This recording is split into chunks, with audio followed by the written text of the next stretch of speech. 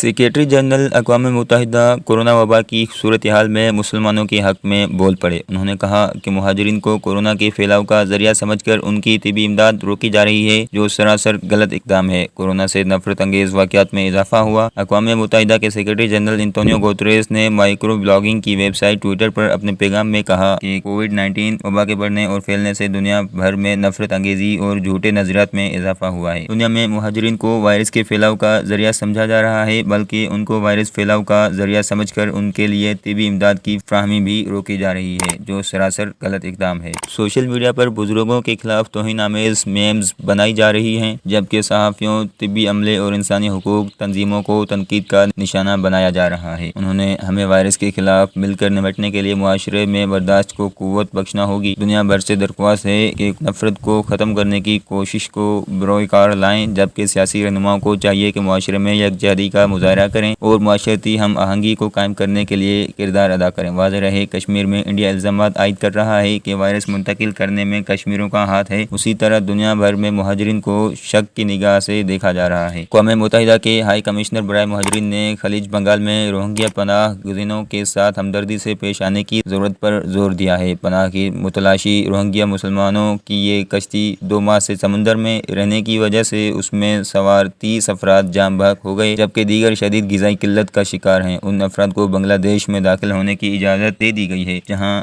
UNHCR اور اس کے دیگر شراکت دار ادارے ان کی دیکھ بھال کر رہے ہیں۔